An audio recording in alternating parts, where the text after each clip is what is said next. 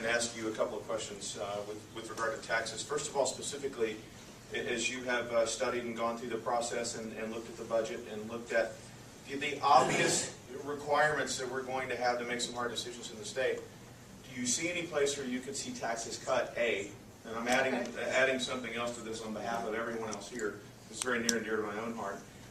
Exactly how far and how draconian are you willing to be in cutting expenses? I've always been a huge proponent of cutting expenses, and when I was on city council, I was very disappointed that we didn't cut as much as I thought we could. But there's a point where you serve kind of as a board of directors and you hire a city manager to do some things, but then this year I think they're going to be making a lot more cuts than we started while I was there. From the state's perspective, the agencies have already started a 5% cut. Is that going to be enough across the board? I don't know. But when we get down there, if we need to cut more, we will cut more. We are going to have to take our priorities, though, and say, are we going to cut education? Are we going to cut transportation? I mean, there's some priorities that we have to go say, we will fund these, and the other stuff, it might have to wait. The other question was Cutting taxes. About are there other opportunities? Were there other opportunities? Anytime there's an opportunity to cut taxes, I think both of us would agree we will be all over that.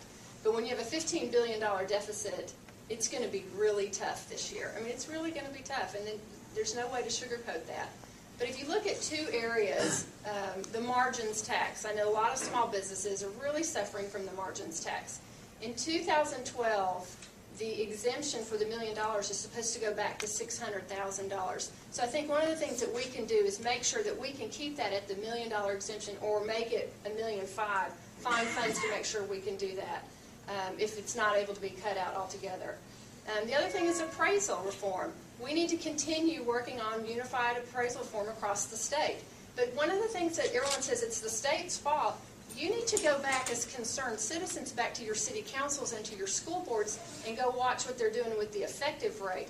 Because if property values are going up in your city, your effective rate shouldn't be changing because the cities can make more money because the values have gone up. But if your values are dropping and they're going to change the effective rate, it's very confusing. But that's where you need to go pay attention to this, is at your local level with your city councils. So I'd really encourage everybody to do that.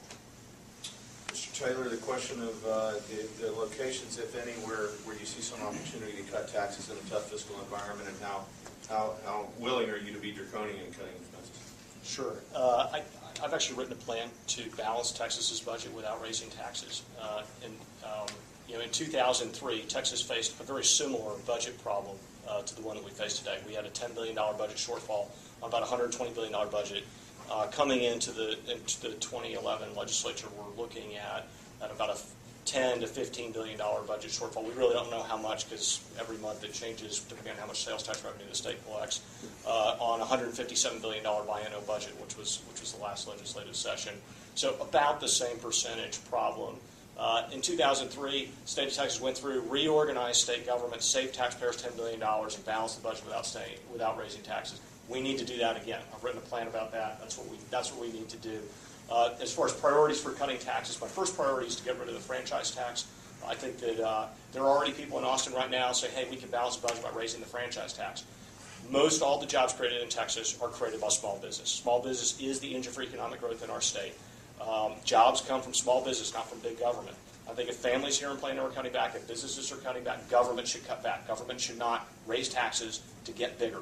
I think that's the exact wrong answer. I think that looking to small businesses to foot the bill is totally the wrong place. I'm also optimistic about the ability of the state of Texas to continue to buy down the Robin Hood plan and to reduce the amount of money that's taken away from Plano. That's already happened to the tune of about $60 million a year from Plano ISD. And it'd be nice to get that down to zero. And actually, I'd just like to keep going and get rid of school property taxes altogether. Believe it or not, Texas has had enough excess over this. If we had been doing that for the last 16 years, we would have actually brought down school property taxes to almost zero.